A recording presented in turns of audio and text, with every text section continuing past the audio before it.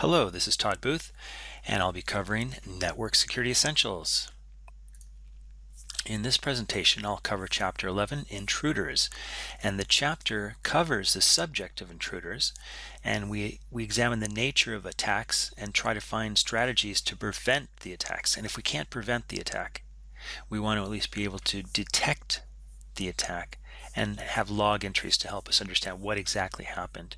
And then we're going to examine the topics of password management. Go ahead and pause, read this, and then continue. A significant security problem for networked systems is hostile or at least unwanted trespass by users or software. User trespass can take the form of unauthorized logon to a machine, or if it's an authorized user, they may acquire privileges or performance of actions beyond those which have been authorized. Software trespass, on the other hand, can take the form of a virus, worm, Trojan horse, etc. All these attacks relate to network security because system entry can be achieved by means of a network. However, these attacks are not confined to network-based attacks. A user with access to a local terminal may attempt trespass without using an intermediate network.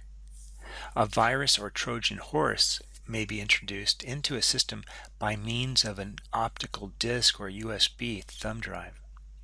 Only the worm is uniquely network phenomena. Thus, system trespass is an area in which concerns network security and computer security overlap. Because the focus of this book is network security, we do not attempt a comprehensive analysis of either the attacks or the security countermeasures related to system trespass. Instead, in this part, we present a broad overview of these concerns.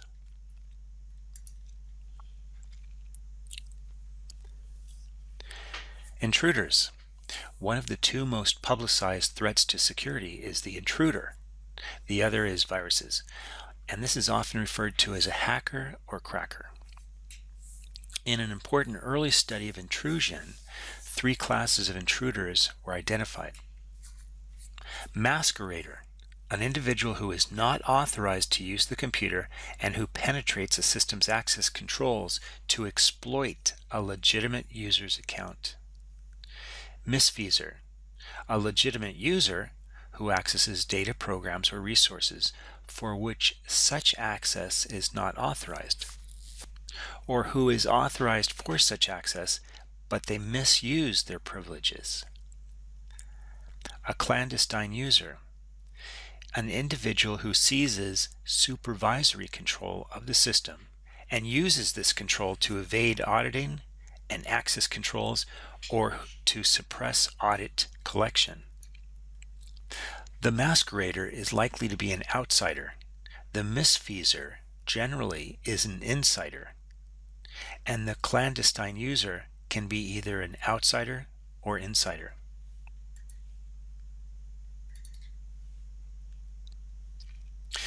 Examples of intrusion. Intruder attacks range from benign to serious. At the benign end, there are people who simply wish to explore internets and see what is out there. At the serious end are individuals who are attempting to read privileged data, perform unauthorized modifications to data, or disrupt the system. Here are some examples of intrusion. Performing a remote root compromise of an email server, defacing a web server, guessing and cracking passwords, copying a database containing credit card numbers, viewing sensitive data including payroll records and medical information without authorization, running a packet sniffer on a workstation to capture usernames and passwords, using a permission error on an anonymous FTP server to distribute pirated software and music files, dialing into an unsecured modem and gaining internal network access, posing as an executive, calling the help desk, resetting the executive's email password, and learning the new password, using an unattended, logged-in workstation without permission. Hackers. Traditionally, those who hack into computers do so for the thrill of it or for status. The hacking community is a strong community in where the status is determined by level of competence. Thus, attackers often look for targets of opportunity and then share the information with others. A typical example is a break-in at a large financial institute. And here's an example. The intruder took advantage of the fact that the corporate network was running unprotected services, some of which were not even needed. In this case, the key to the break-in was the PCware application. That's similar to TeamViewer, where you can take remote control. And the manufacturer, Symantec, advertises this program as a remote control solution that enables secure connection to the remote devices. But the attacker had an easy time gaining access to PC Anywhere. The administrator used the same three-letter username and password for the program. In this case, there was no intrusion detection system on the 700-node corporate network. The intruder was only discovered when a vice president walked into her office and saw the cursor moving files around on her workstation. Benign intruders might be tolerable, although they do consume resources and may slow performance for legitimate users. However, there is no way in advance to know whether an intruder will be benign or malign. Consequently, even for systems with no particular sensitive resources, there is a motivation to control this problem. Intrusion detection systems, IDSs, and intrusion prevention systems, IPSs, are designed to counter this type of hacker threat. In addition to using such systems, organizations can consider restricting remote logons to specific IP addresses and/or use virtual private network technology. One of the results of the growing awareness of the intruder problem has been the establishment of a number of Computer Emergency Response Teams, CERTs.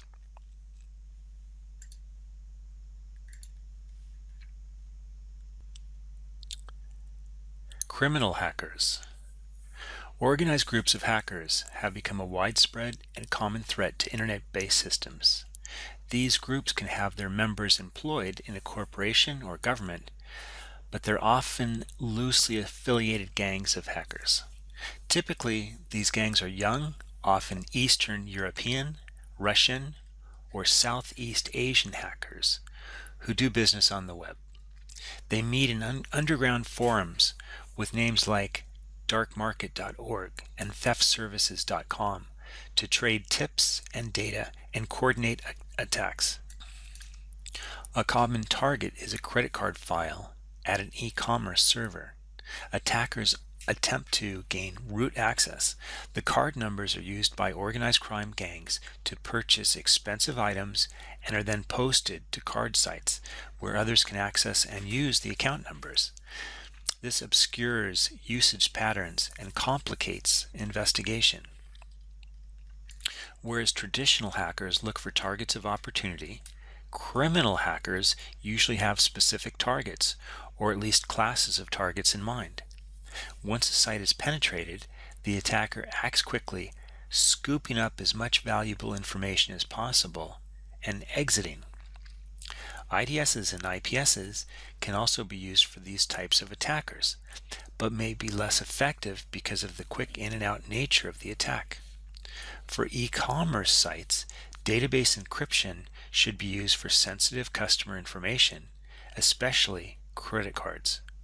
For hosted e-commerce sites provided by an outsider service, the e-commerce organization should make use of a dedicated server, not used to support multiple customers, and closely monitor the provider's security services.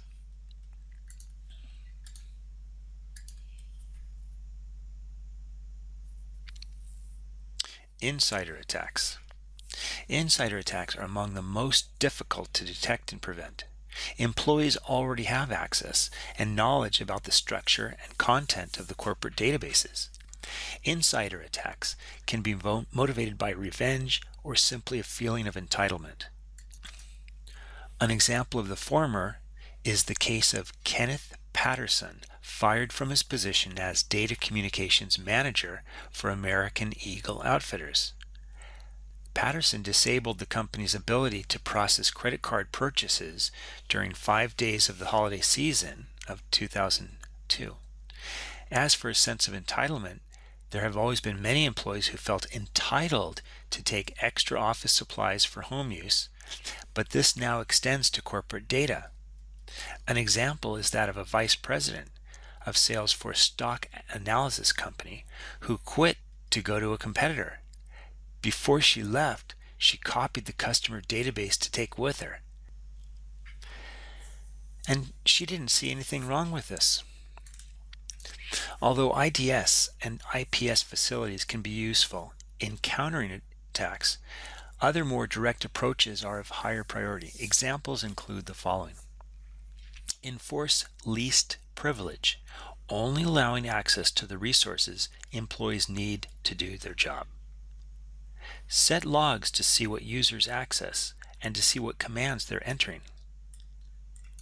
Protect sensitive resources with strong authentication. Upon employment termination, delete employees' computer and network access.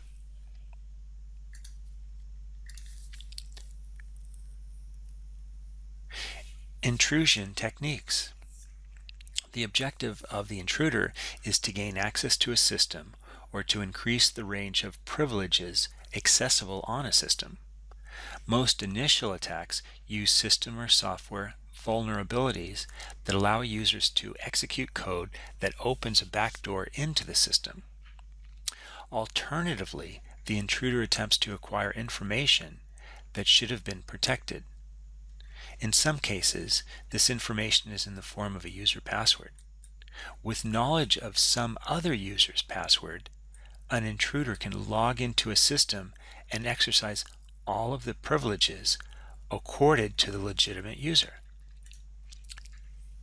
Typically, a system must maintain a file that associates a password with each authorized user. If such a file is stored with no protection, then it is easy for a user to gain access and to learn passwords. The password file can be protected in one of two ways. A one-way function. The system stores only the value of a function based on the user's password.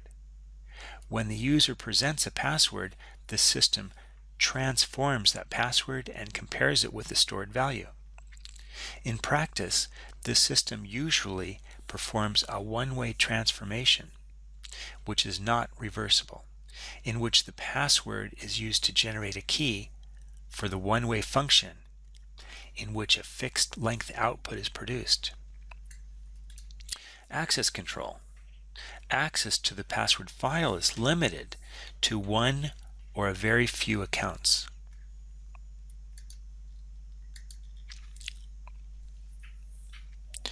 Password guessing. On the basis of a survey, via literature and reviews, and also with interviews with password crackers, the following are techniques for learning passwords. They try default passwords used with standard accounts that are shipped with the system. Many administrators do not bother to change these default passwords. Exhaustively try all short passwords, which are 1 to 3 characters. Try words in the system's online dictionary or a list of likely passwords. And examples of the dictionary are readily available on hacker bulletin boards. Collect information about users, such as their full names, the names of their spouse and children, pictures in their office, and books in their office that are related to hobbies. Then try users' phone numbers, social security numbers, and room numbers. Try all legitimate license plate numbers for the state. Use a Trojan horse to bypass restrictions on access. Tap the line between a remote user and the host system. And the first 6 methods are various ways of guessing a password. If an intruder has to verify the guess by attempting to log in, it is a tedious and easily countered means of attack. For example, a system can simply reject any login after 3 password attempts, thus requiring the intruder to reconnect to the host to try again. Under these circumstances, it is not practical to try more than a handful of passwords. However, the intruder is unlikely to try such a crude method. For example, if an intruder can gain access with a low level of privilege to an encrypted file which contains the passwords, then the strategy would be to capture that file and then to use the encryption mechanism of that particular system at leisure until a valid password that provides greater privileges was discovered. Guessing attacks are feasible and indeed highly effective when a large number of guesses can be attempted automatically and each guess verified without the guessing process being detectable. Later in this chapter, we have much to say about thwarting guessing attacks. The 7th method of attack listed, the Trojan horse, can be particularly difficult to counter. An example of a program that bypasses access controls has been cited many times in the academic community. A low privilege user produced a game program that invited a system operator to use in his or her spare time. The program did indeed play a game, but in the background it also contained code to copy the password file, which was unencrypted but accessible. Because the game was running under the operator's high privilege mode, it was able to gain access to the password file. The 8th line of attack, line tapping, is a matter of physical security. Other intrusion techniques do not require learning a password. Intruders can get access to a system by exploiting attacks such as a buffer overflow on a program that runs with certain privileges. Privilege escalation can be done this way.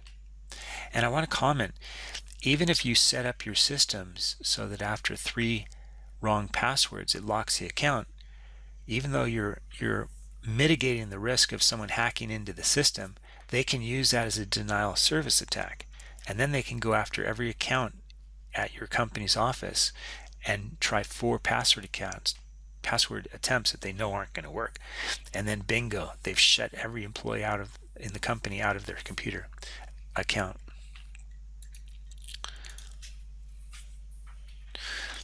Intrusion detection. Inevitably, the best intrusion prevention system will fail. A system's second line of defense is intrusion detection. And this has been the focus of much research in the recent years. This interest is motivated by a number of considerations, including the following. If an intrusion is detected quickly enough, the intruder can be identified and ejected from the system before any damage is done or the data is compromised. Even if the detection is not sufficiently timely to prevent the intruder, the sooner that the intrusion is detected, the less the amount of damage and the more quickly that recovery can be achieved. An effective intrusion detection system can serve as a deterrent, so as acting to prevent intrusions.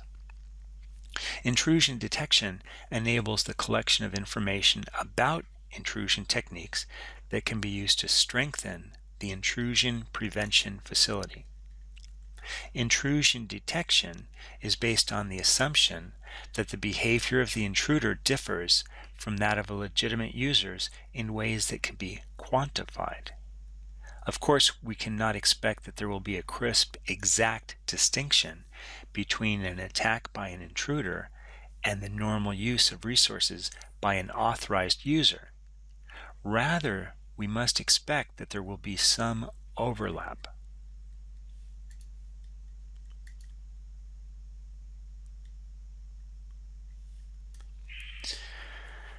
So here we have a figure showing the profiles of behavior of intruders and authorized users. And here you can see the overlap. And as this figure suggests in very abstract terms, the nature of the task confronting the designer of intrusion detection system, although the typical behavior of an intruder differs from the typical behavior of an authorized user, there is an overlap in these behaviors. Thus, a loose interpretation of intruder behavior, which will catch more intruders, will also lead to a number of false positives or authorized users identified as intruders. On the other hand, an attempt to limit false positives by a tight interpretation of intruder behavior will lead to an increase in false negatives or intruders not identified as intruders. Thus, there's an element of compromise or art in the practice of intrusion detection. In one study, it was postulated that one could, with reasonable confidence, distinguish between a masquerader and a legitimate user. Patterns of legitimate user behavior can be established by observing past history, and significant deviation from such patterns can be detected.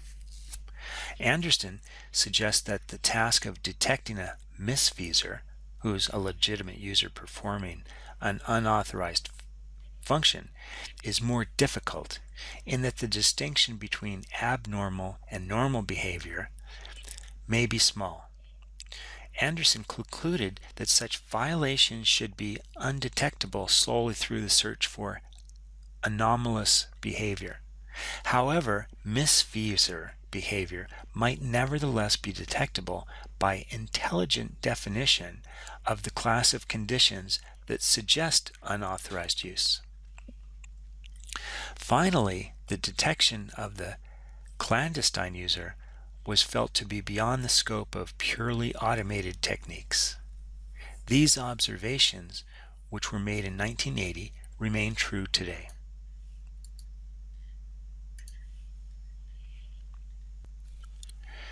Approaches to intrusion detection. So here we're going to identify the following approaches to intrusion detection. 1. Statistical anomaly detection. This involves the collection of data related to the behavior of the legitimate user over a period of time. Then statistical tests are applied to observe behavior to determine with a high level of confidence whether that behavior is legitimate or not. And for example, maybe on the average the user deletes 5 to 10 files every day, and then one day the user is trying to delete 5,000 or 500,000 files. That would be out of the normal behavior, and that's what the intrusion detection system can find and capture. Also, it can do a threshold detection, and this approach involves thresholds independent of the user for the frequency of events. So maybe if the person is a programmer, out of all of the programmers, maybe there's 100, they have certain things they do. We can look at what all of the users do and then say for any programmer that would be some of the information that we will take into account when we determine if the behavior is normal.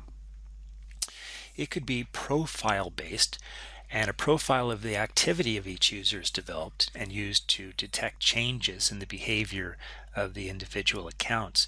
So maybe someone in accounting has a certain routine they do. We can call that a profile, and when another accounting person is doing that routine, we can look at the behavior with regard to that profile that we develop. So what we do is we, in essence, anomaly approaches attempt to define normal or expected behavior, and then we have signature-based approaches which attempt to define the proper behavior. In terms of the attackers we've talked about, statistical anomaly detection is effective against masqueraders who are unlikely to mimic the behavior patterns of the accounts they appropriate. For example, if a hacker gets in, they're not going to do what an accounting person normally does. They're going to seek out those credit cards and try to download those files. So, on the other hand, such techniques may be unable to deal with misfeasors. For such attacks, rule-based approaches may be able to recognize events and sequences that, in context, reveal penetration. In practice, a system may exhibit a combination of both approaches to be effective against a broad range of attacks.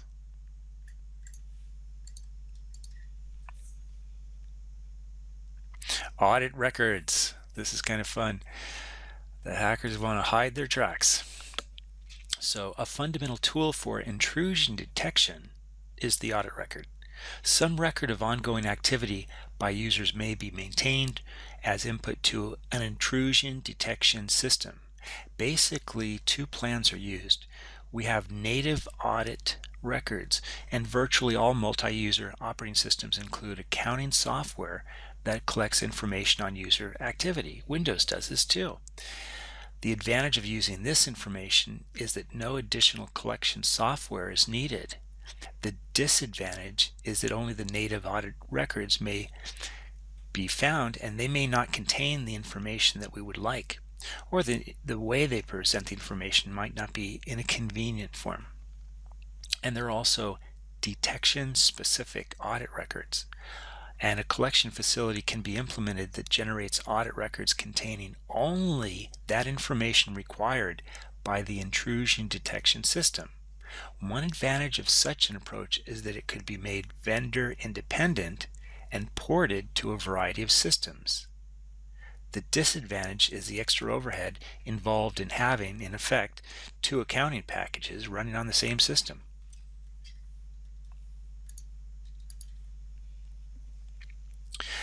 Statistical anomaly detection. As was mentioned, statistical anomaly detection techniques fall into two broad categories: threshold detection and profile-based systems.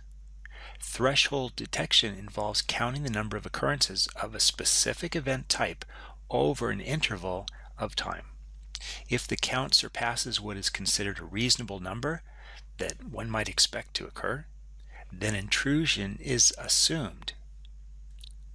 Threshold analysis by itself is a crude and ineffective detector of even moderately sophisticated attacks. Both the threshold and the time interval must be determined. Because of the variability across users, such thresholds are likely to generate either a lot of false positives or a lot of false negatives.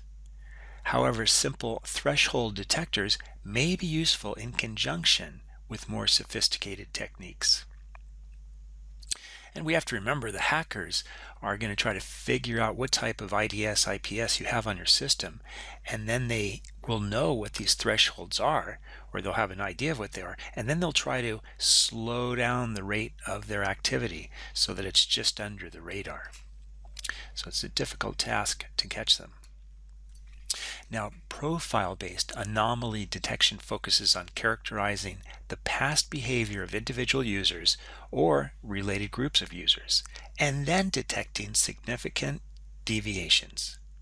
A profile may consist of a set of parameters, so that deviation on just a single parameter may not be sufficient in itself to signal an alert. The foundation of this approach is an analysis of audit records. The audit records provide input to the intrusion detection function in two ways. First, the designer must decide on a number of quantitative metrics that can be used to measure user behavior. An analysis of audit records over a period of time can be used to determine the activity profile of the average user. Thus, audit records serve to define typical behavior. Second, current audit records are the input used to detect intrusion. That is, the intrusion detection model analyzes incoming audit records to determine deviation from average behavior. So here we have a table which measures intrusion detection in a couple of ways, and we can see at the top it's login and session activity, and then program execution, file access. We could also have network-based traffic. So these are some examples. And as an example of the use of these various metrics and models, this table shows various methods which can be considered or tested for. And it was based on the Stanford Research Institute, SRI, intrusion detection system. And the main advantage of the use of statistical profiles is that a prior knowledge of security flaws is not required. The detector program learns what is normal behavior and then looks for deviations. The approach is not based on system-dependent characteristics and vulnerabilities. Thus, it should be readily portable among a variety of different systems.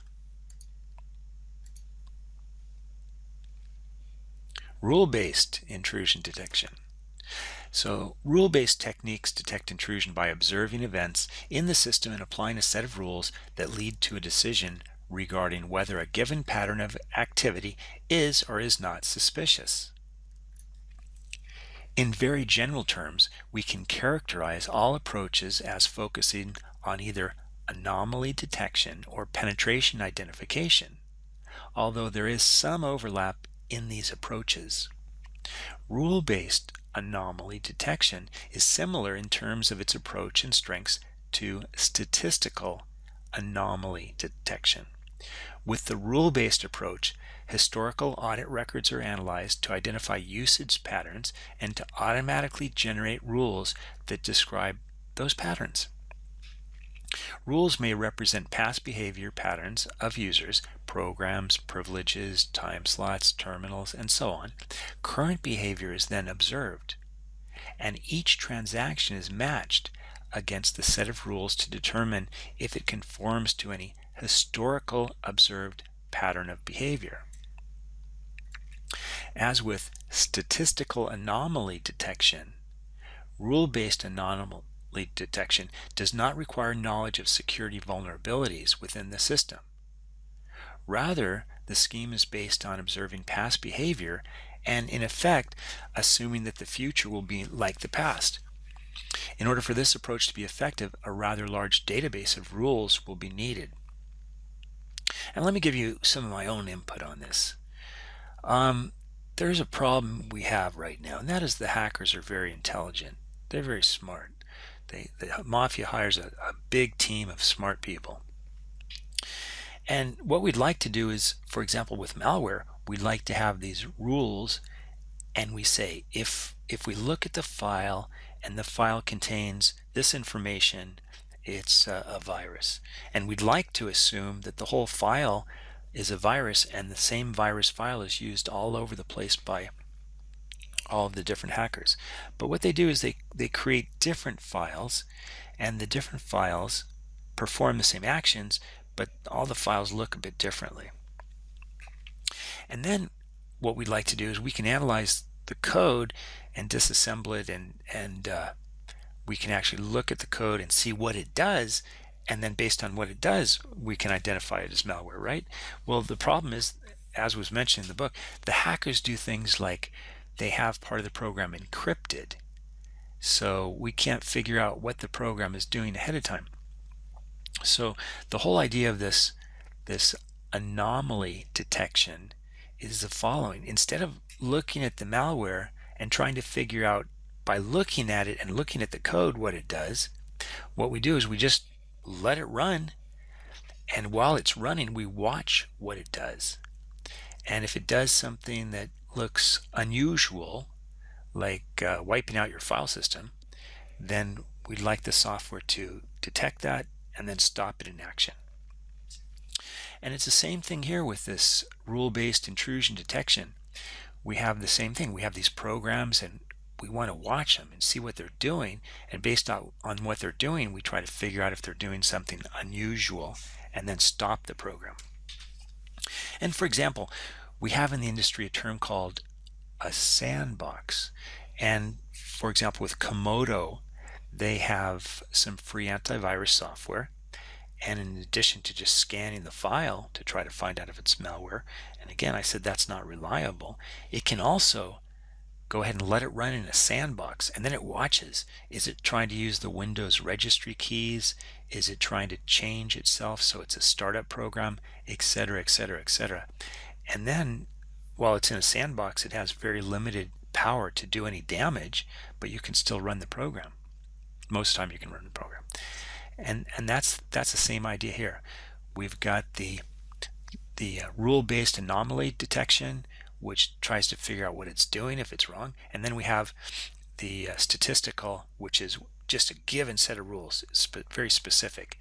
If network traffic matches this pattern, boom, we consider it a virus. For example, if it phones home to a certain IP address that we know all the virus software does, then that would be a statistical test.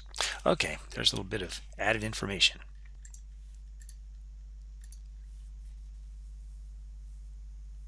So rule-based intrusion detection. So rule-based penetration identification takes a very different approach to intrusion detection.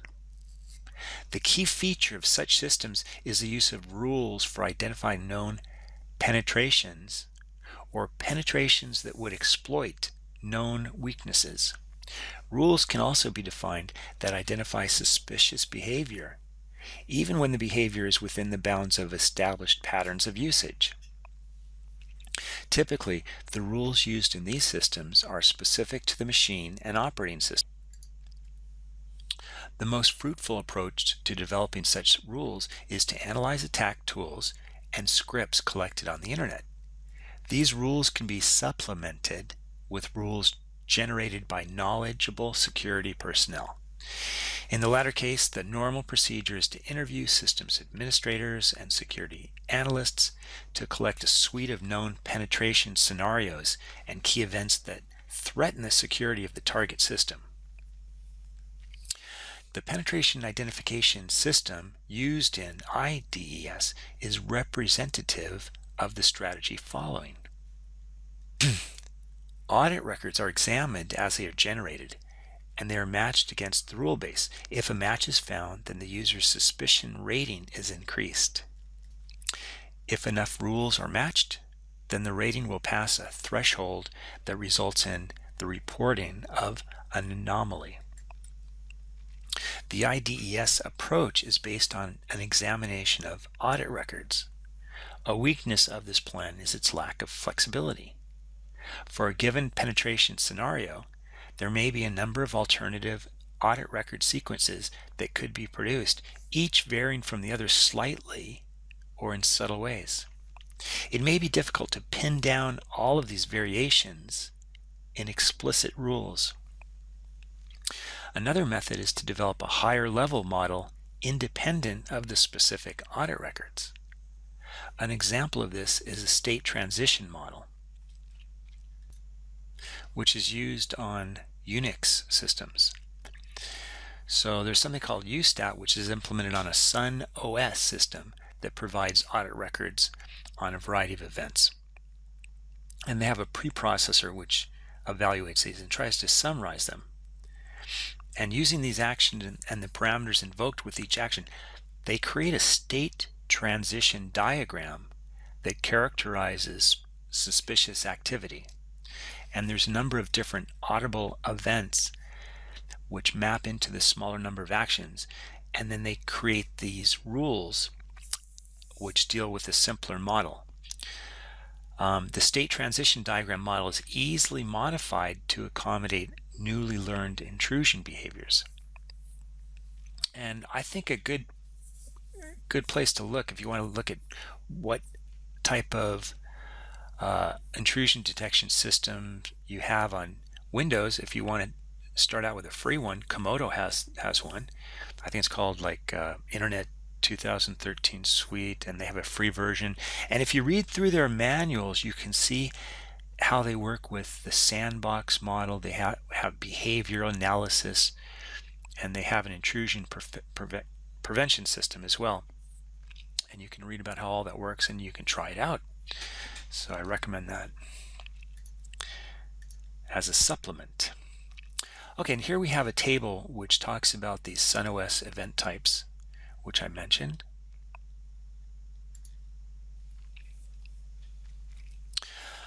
Okay, there's a base rate fallacy we need to understand, and to be of practical use, an intrusion detection system should detect a substantial percentage of intrusions while keeping the false alarm rate at an acceptable level. If only a modest percentage of actual intrusions are detected, the system provides a false sense of security. And then users will rely on it and think it's secure, but it won't be. So that's very dangerous. So on the other hand, if the system frequently triggers an alert when there is no intrusion, which is a false alarm, then either system managers will begin to ignore the alarms, or much time will be wasted analyzing the false alarms.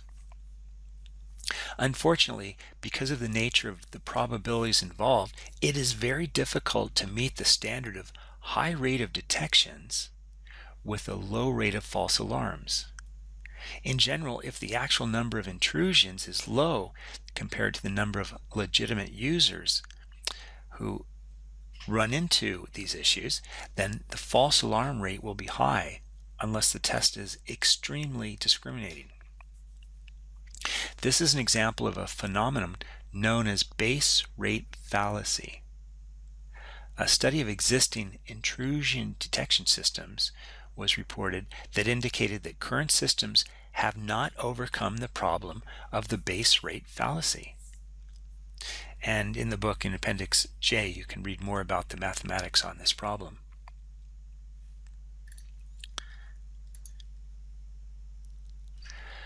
Distributed intrusion detection. Traditionally, work on intrusion detection systems focused on single system standalone facilities. The typical organization, however, needs to defend a distributed collection of hosts supported by LAN or Internet.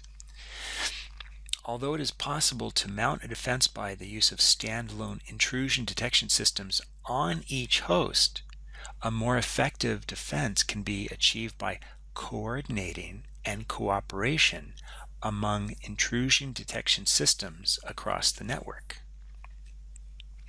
So here are some major issues in the design of a distributed intrusion detection system. A distributed intrusion detection system may need to deal with different audit record formats. In a heterogeneous environment, different systems will employ different native audit collection systems, and if using intrusion detection, may employ different formats for security-related audit records.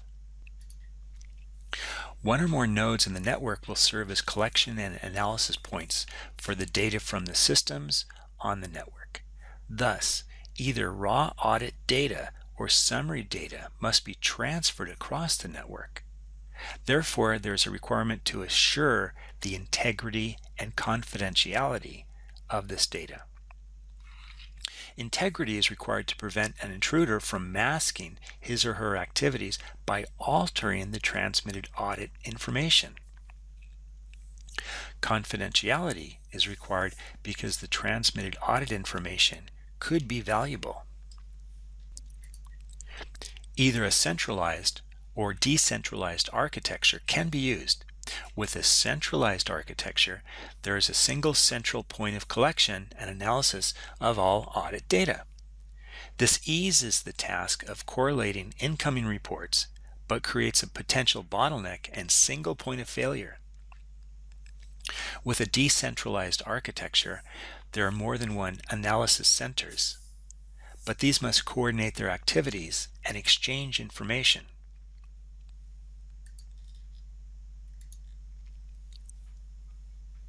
So here's a figure showing the architecture for distributed intrusion detection. And a good example of a distributed intrusion detection system is the one developed at the University of California at Davis. A similar approach has been taken for a project at Purdue, and the figure shows the overall architecture, which consists of three main components. A host agent module, an audit collection module operating as a background process on a monitored system. Its purpose is to collect data on security-related events on the host and transmit these to the central manager. A LAN monitor agent module operates in the same fashion as a host agent module, except that it analyzes LAN traffic and reports the results to the central manager. And the central manager module receives reports from LAN monitors and host agents and processes and correlates these reports to detect intrusion.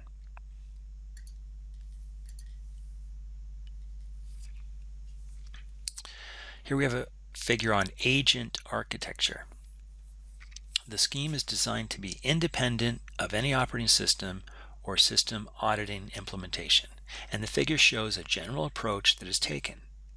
The agent captures each audit record produced by the native audit collection system. A filter is applied that retains only those records that are of security interest. These records are then reformatted into a standardized format referred to as the host audit record, HAR. Next, a template-driven logic module analyzes the records for suspicious activity.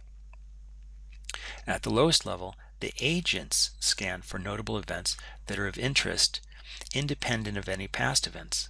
Examples include failed file accesses, accessing system files, and changing a file's access control. At the higher level, the agent looks for sequences of events such as known attack patterns, signatures. Finally, the agent looks for anomaly behavior of an individual user based on a historical profile of that user, such as the number of programs executed, number of files accessed, and the like. When suspicious activity is detected, an alert is sent to the central manager. The central manager includes an expert system that can draw inferences from received data. It's the manager that may query individual systems for copies of HARs to correlate with those from other agents. The LAN monitor agent also supplies information to the central manager. The LAN monitor agent audits host-host connections, services used, and volume of traffic. It searches for significant events such as sudden changes in network load, the use of security-related services, and network activities such as rlogin. The architecture is depicted in figures 11.2 and 11.3, which were in previous slides, and it's quite flexible. It offers a foundation for a machine-independent approach that can expand from standalone intrusion detection to a system that is able to correlate activity from a number of sites and networks to detect suspicious activity that would otherwise remain undetected.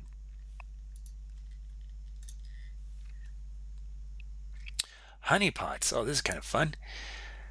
Honeypots, okay. A relatively recent innovation in intrusion detection technology is the honeypot. Honeypots are decoy systems that are designed to lure a potential attacker away from critical systems. Honeypots are designed to divert an attacker from accessing the important systems in your organization, and then it collects information about the attacker's activity. And it encourages the attacker to stay on the system long enough for administrators to respond. These systems are filled with fabricated information designed to appear valuable, but that a legitimate user of the system wouldn't access. Thus, any access to the honeypot is suspect. The system is instrumented with sensitive monitors and event loggers that detect these accesses and collect information about the attacker's activities. Because any attack against the honeypot is made to seem successful, administrators have time to mobilize and log and track the attacker without ever exposing productive systems. The honeypot is a resource that has no production value. There is no legitimate reason for anyone outside the network to interact with a honeypot. Thus, any attempt to communicate with the system is most likely a probe, scan, or attack. Conversely, If a honeypot initiates outbound communication, the system has probably been compromised. Initial efforts involved a single honeypot computer with IP addresses designed to attract hackers. More recent research has focused on building entire honeypot networks that emulate an enterprise, possibly with actual or simulated traffic and data. Once hackers are within the network, administrators can observe their behavior in detail and figure out defenses.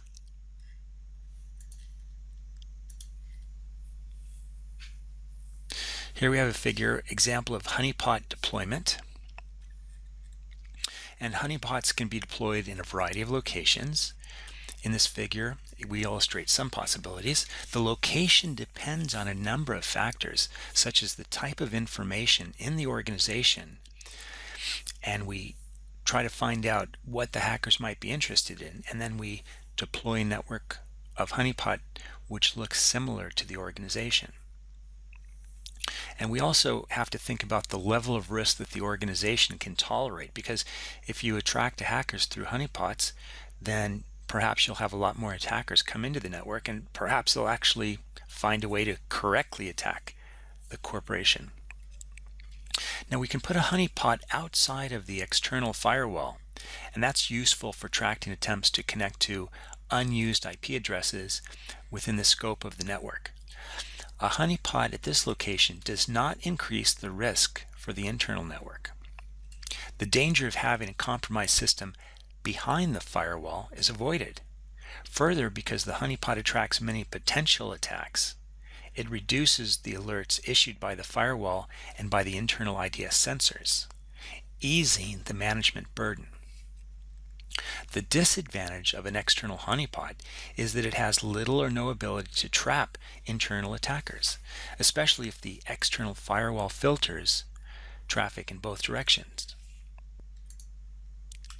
The network of externally available services, such as web and mail, often called the DMZ, is another candidate for locating a honeypot. The security administrator must assure that the other systems in the DMZ are secure against any activity generated by the honeypot. A disadvantage of this location is that a typical DMZ is not fully accessible, and the firewall typically blocks traffic to the DMZ that attempts to access it on a needed basis. Thus, the firewall either has to open up the traffic beyond what is permissible, which is risky, or limit the effectiveness of the honeypot. A fully internal honeypot has several advantages. Its most important advantage is it can catch internal attacks. A honeypot at this location can also detect a misconfigured firewall that forwards impermissible traffic from the internet to the internal network. There are several disadvantages. The most serious of these is if the honeypot is compromised so that it can attack other internal systems, we have a new threat. Any further traffic from the internet to the attacker is not blocked by the firewall because it is regarded as traffic to the honeypot only. Another difficulty for this honeypot location is that, as with location 2, the firewall must adjust its filtering to allow traffic to the honeypot, thus complicating firewall configuration and potentially compromising the internal network.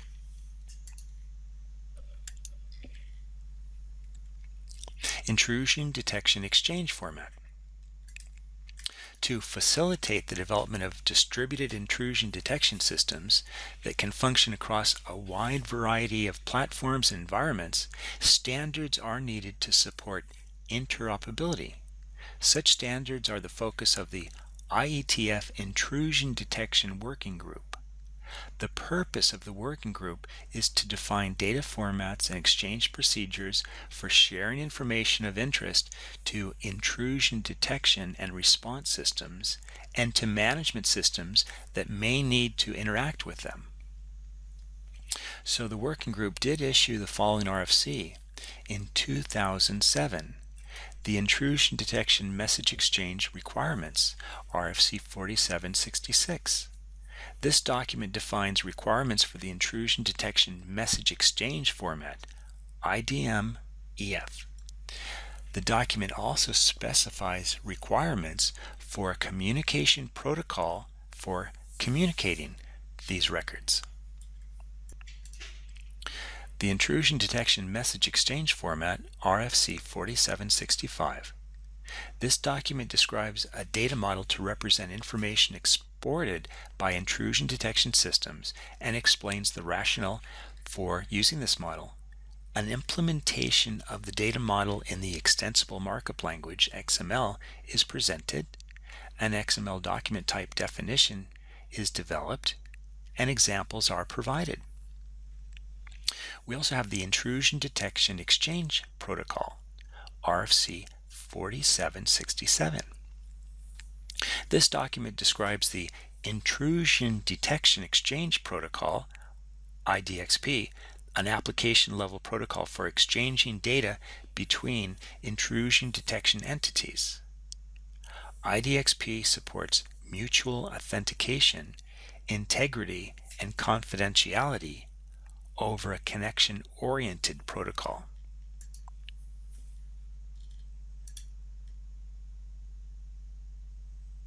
And here we have a figure, a model for intrusion detection message exchange. And the figure illustrates the key elements of the model on which the intrusion detection message exchange approach is based. This model does not correspond to any particular product or implementation, but its functional components are the key elements of any IDS. The functional components are as follows. Data source, the raw data that an IDS uses to detect unauthorized or undesired activity. Common data sources include network packets, operating system audit logs, application audit logs, and system-generated checksum data. Sensor collects data from the data source. The sensor forwards events to the analyzer. Analyzer, the ID component or process that analyzes the data collected by the sensor for signs of unauthorized or undesired activity for events that might be of interest to the security administrator. In many existing IDSs, the sensor and the analyzer are part of the same system. Administrator, the human with overall responsibility for setting the security policy of the organization and thus for decisions about deploying and configuring the IDS. This may or may not be the same person as the operator of the IDS. In some organizations, the administrator is associated with the network or systems administration groups. In other organizations, it's an independent position. Manager, the ID component or process from which the operator manages the various components of the ID system. Management functions typically include sensor configuration, analyzer configuration, event notification management, data consolidation, and reporting. Operator, the human that is the primary user of the IDS manager. The operator often monitors the output of the IDS and initiates or recommends further actions. In this model, intrusion detection proceeds in the following manner. The sensor monitors data sources looking for suspicious activity, such as network sessions showing unexpected telnet activity, operating system log file entries showing a user attempting to access files to which he or she is not authorized to have access, and application log files showing persistent login failures. The sensor communicates suspicious activity to the analyzer as an event, which characterizes an activity within a given period of time. If the analyzer determines that the event is of interest, it sends an alert to the manager component that contains information about the unusual activity that was detected, as well as the specifics of the occurrence. The manager component issues a notification to the human operator. A response can be initiated automatically by the manager component or by the human operator. Examples of responses include logging the activity, recording the raw data from the data source that characterized the event, terminating a network, terminating the user session, or terminating the application session. We can also alter the network or system access controls. The security policy is the predefined, formally documented statement that defines what activities are allowed to take place on an organization's network or on particular hosts to support the organization's requirements. This includes, but is not limited to, which hosts are to be denied external network access. The specification defines formats for event and alert messages, message types, and exchange protocols for communication of intrusion detection information.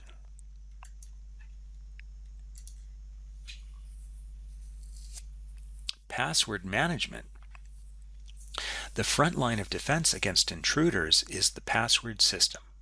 Virtually all multi-user systems require that a user provide not only a name or identifier, but also a password. The password serves to authenticate the ID of the individual logging onto the system. In turn, the ID provides security in the following ways. The ID determines whether the user is authorized to gain access to a system. In some systems, only those who already have an ID filed on the system are allowed to gain access. The ID determines the privileges accorded to the user. A few users may have to perform supervisory or super user activities. They might have to read files and perform functions that are especially protected by the operating system. Some systems have guest or anonymous accounts, and users of these accounts have more limited privileges than others. It is the ID which is used and referred to as discretionary access control. For example, by listing the IDs of other users, a user may grant permission to them to read files owned by the owner.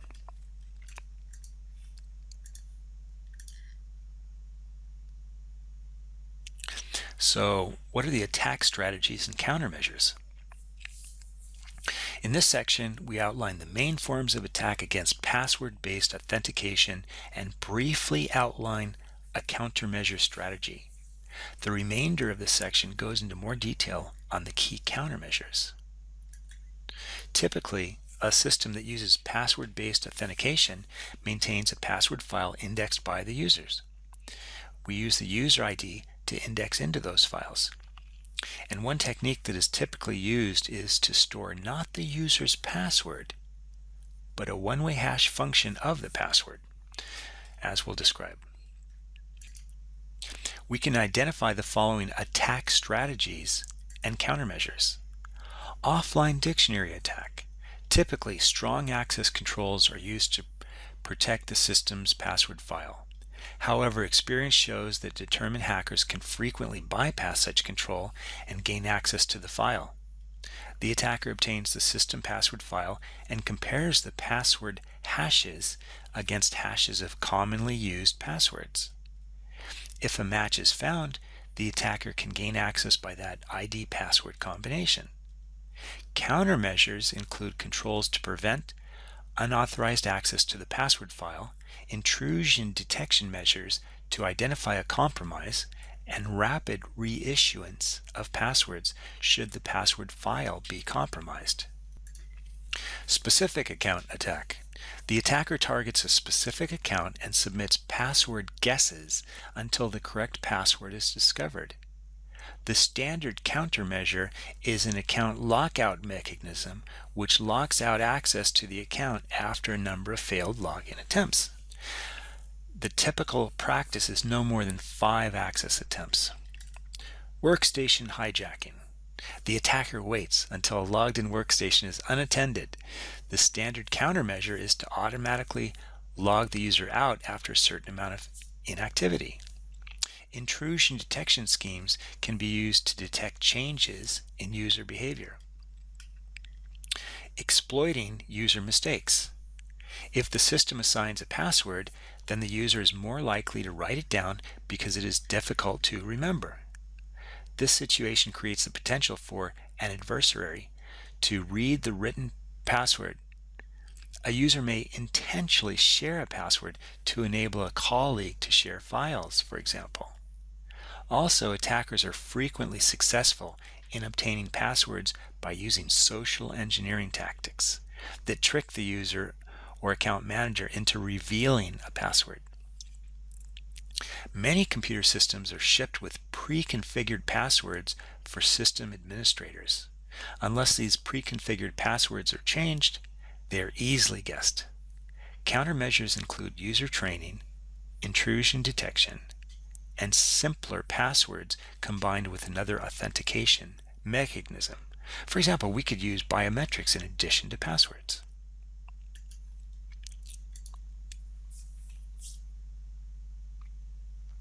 Attack strategies and countermeasures.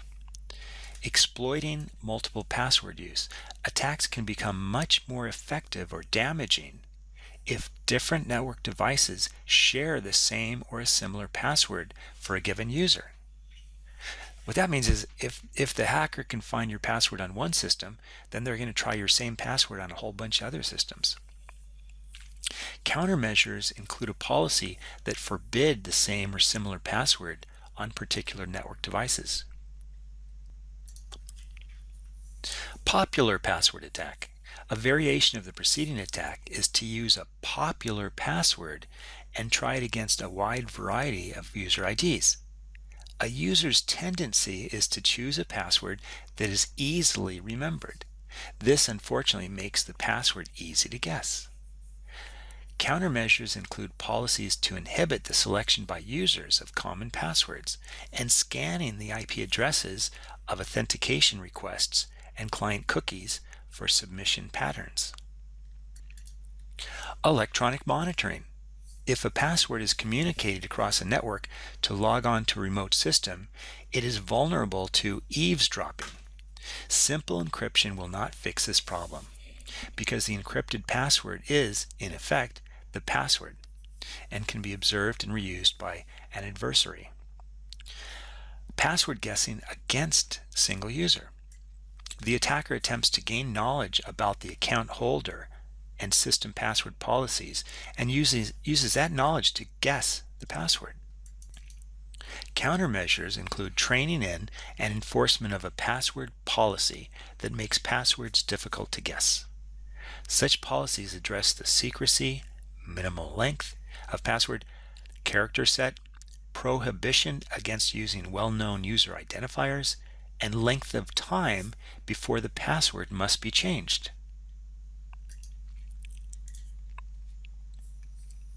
A widely used password security technique is the use of hashed passwords and a salt value. This scheme is found on virtually all Unix variants as well as on a number of other operating systems. The following procedure is employed. To load a new password into the system, the user selects or is assigned a password. This password is combined with a fixed length salt value. In older implementations, this value is related to the time at which the password is assigned to the user. Newer implementations use a pseudo-random or random number. The password and salt serve as inputs to a hashing algorithm to produce a fixed length hash code. The hash algorithm is designed to be slow to execute to thwart attacks. The hashed password is then stored together with the plain text copy of the salt in the password file for the corresponding user ID. The hashed password method has been shown to be secure against a variety of cryptanalytic attacks. When a user attempts to log on to a Unix system, the user provides an ID and password. The operating system uses the ID to index into the password file and retrieve the plaintext salt and the encrypted password. The salt and user supplied password are then used as input to the encryption routine. If the result matches the stored value, the password is accepted. Now the salt serves three different purposes. It prevents duplicate passwords from being visible in the password file. Even if two users choose the same password, those passwords will be assigned different salt values. Hence, the hashed passwords of the two users will differ. It greatly increases the difficulty of offline dictionary attacks. For a salt of length b bits, the number of possible passwords is increased by a factor of 2b, 2 to the power b, increasing the difficulty of guessing a password in a dictionary attack. It becomes nearly impossible to find out whether a person with passwords on 2 or more systems has used the same password on all of them. To see the second point, consider the way that an offline dictionary attack would work. The attacker obtains a copy of the password file. Suppose first that the salt is not used. The attacker's goal is to guess a single password. To that end, the attacker submits a large number of likely passwords to the hashing function.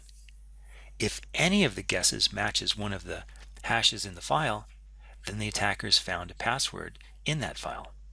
But faced with the Unix scheme, the attacker must take each guess and submit it to the hash function once for each salt value in the dictionary, multiplying the number of guesses that must be checked. There are two threats to the Unix password scheme. First, a user can gain access on a machine using a guest account or by some other means and then run a password guessing program called a password cracker on that machine. The attacker should be able to check many thousands of possible passwords with little resource consumption. In addition, if an opponent is able to obtain a copy of the password file, then a cracker program can be run on another machine at leisure. This enables the opponent to run through millions of possible passwords in a reasonable amount of time. Unix implementations. Since the original development of Unix, most implementations have relied on the following password scheme. Each user selects a password of up to 8 printable characters in length. This is converted into a 56-bit value that serves as the key input to an encryption routine. The hash routine, known as crypt3, is based on DES. A 12-bit salt value is used. The modified DES algorithm is executed with a data input consisting of 64-bit block of zeros. The output of the algorithm then serves as input for a second encryption, or a second round. This process is repeated a total of 25 times. The resulting 64-bit output is then translated into an 11-character sequence. The modification of the DES algorithm converts it into a one-way hash function. The crypt routine is designed to discourage guessing attacks. Software implementations of DES are slow compared to the hardware versions, and the use of 25 iterations multiplies the time of the hacker by 25. This particular implementation is now considered woefully inadequate. For example, there are results of a dictionary attack using a supercomputer. The attack was able to process over 50 million password guesses in about 80 minutes. Further, the results showed that for about $10,000, anyone should be able to do the same in a few months using one uniprocessor architecture. Despite its known weaknesses, this Unix scheme is still often required for compatibility with existing account management software or in multi-vendor environments. There are other much stronger hash salt schemes available for Unix. The recommended hash function for many Unix systems, including Linux, Solaris, and FreeBSD, is based on the MD5 secure hash algorithm, which is similar to but not as secure as SHA-1. The MD5 crypt routine uses a salt of up to 48 bits and effectively has no limitation on password length. It produces a 128-bit hash value. It is also far slower than crypt. To achieve the slowdown, MD5 crypt uses an inner loop with 1,000 iterations. Probably the most secure version of the Unix hash salt scheme was developed for OpenBSD, another widely used open source Unix. This scheme reported that it used a hash function based on the blowfish symmetric block cipher. The hash function, called bcrypt, is quite slow to execute. Bcrypt allows passwords of length 55 characters or less and requires a random salt value of 128 bits. It'll end up producing a 192-bit hash value. Bcrypt also includes a cost variable. An increase in the cost variable causes a corresponding increase in the time required to perform a bcrypt hash. The cost associated to a new password is configurable so that the administrators can assign a higher cost to privileged users.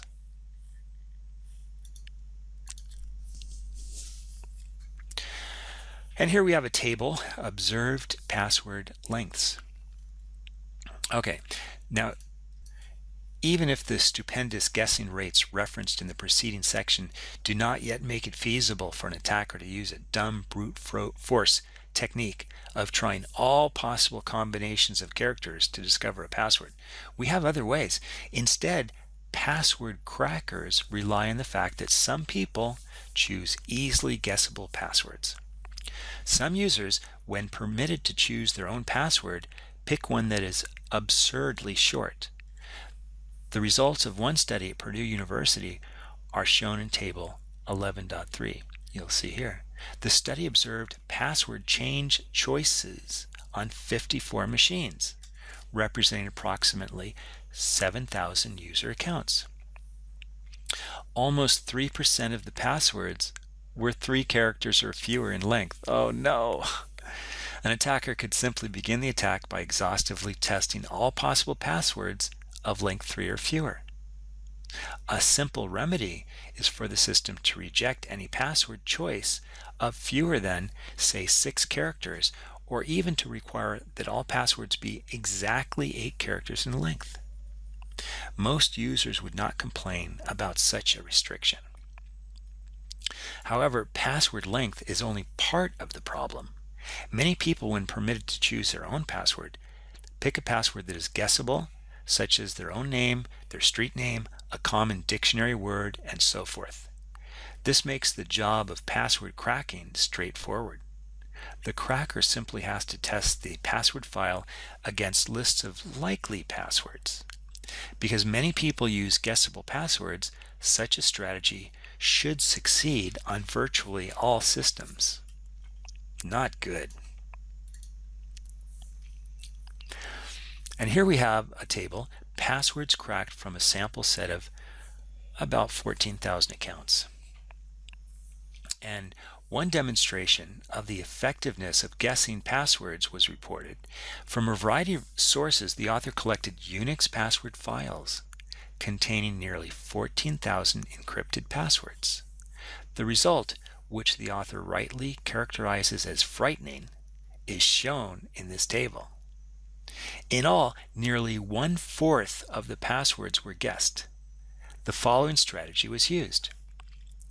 Try the user's name, initials, account name, and other relevant personal information. In all, 130 different permutations for each user were tried. Try words from various dictionaries.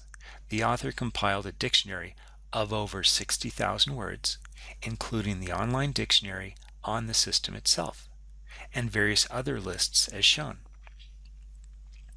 Try various permutations on the words from step 2.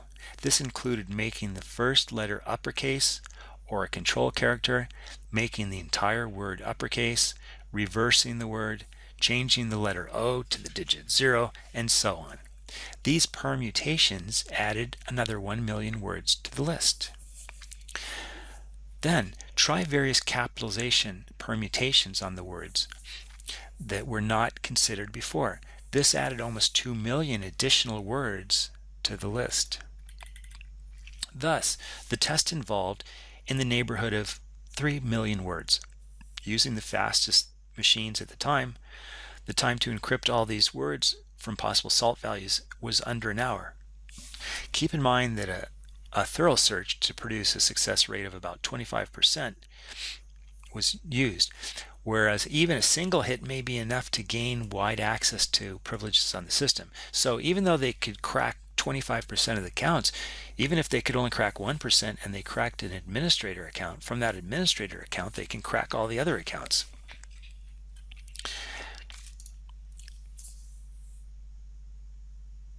Password selection strategies.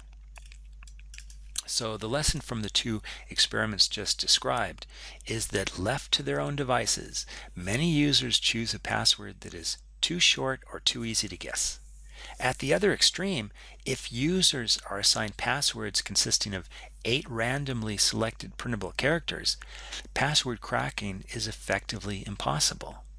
But it would be almost as impossible for users to remember their passwords. Fortunately, even if we limit the password universe to strings of characters that are reasonable or easy to remember, the size of the universe is still too large to permit practical cracking. So our goal then is to eliminate guessable passwords while allowing the user to select a password that they can remember. So there's 4 techniques that are used. We need user education, computer-generated passwords, reactive password checking, and proactive password checking. So we'll talk about those. So with user education, users can be told the importance of using hard-to-guess passwords and can be provided with guidelines for selecting strong passwords. This user education strategy is unlikely to succeed at most installations, particularly where there is a large user population or a lot of turnover. Many users will simply ignore the guidelines. Others may be good judges of what is a strong password. For example, many users mistakenly believe that reversing a word or capitalizing the last letter makes a password unguessable. Computer-generated passwords also have problems. If the passwords are quite random in nature, users will not be able to remember them. Even if the password is pronounceable, the user may have difficulty remembering it and may be tempted to write it down.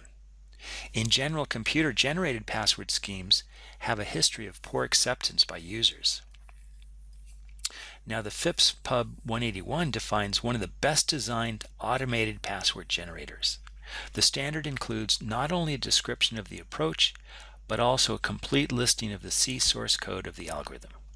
The algorithm generates words by forming pronounceable syllables and concatenating them to form a word. A random number generator produces a random stream of characters used to construct the syllabus and words. A reactive password checker strategy is one in which the system periodically runs its own password cracker to find guessable passwords. The system cancels any passwords that are guessed and notifies the user. This tactic has a number of drawbacks. First, it is resource intensive if the job is done right, because a determined opponent who is able to steal a password file can devote full CPU time to the task for hours or even days.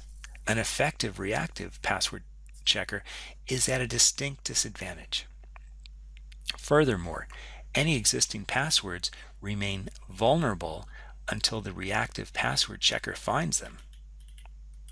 The most promising approach to improve password security is a proactive password checker.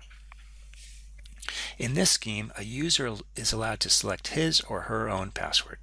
However, at the time of selection, the system checks to see if the password is allowable, and if not, rejects it.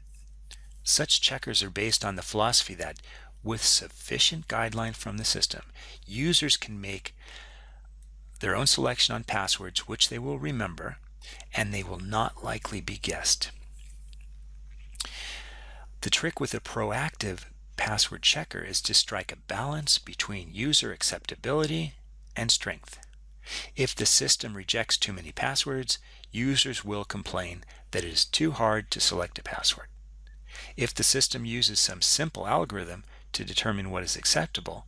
This provides guidance to password crackers to refine their guessing technique. In the remainder of this subsection, we look at possible approaches to proactive password checking. The first approach is a simple system for rule enforcement. For example, the following rules could be enforced. All passwords must be at least 8 characters long.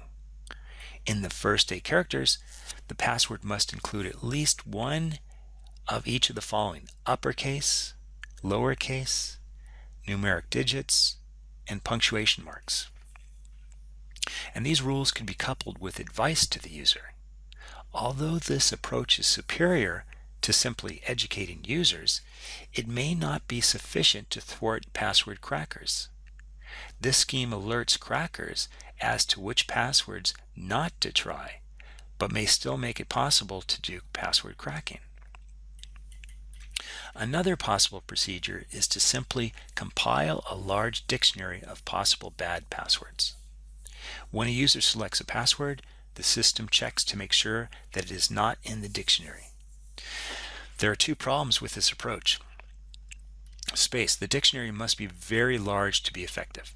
For example, the dictionary used in one study occupied more than 30 megabytes of storage. Time. The time required to search a large dictionary may itself be large.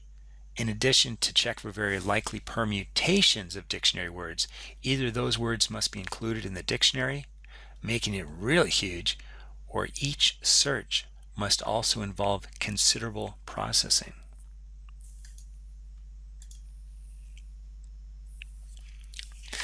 So here's the performance of Bloom filter, and a technique for developing an effective and efficient proactive password checker was based on rejecting words on a list, and it's been implemented on a variety of systems, including Linux.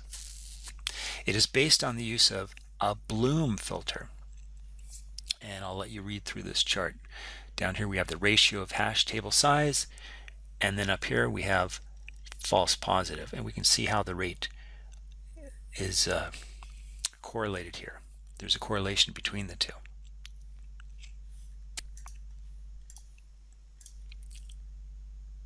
And on to the summary. We talked about intruders and intrusion detection, and then we went into password management.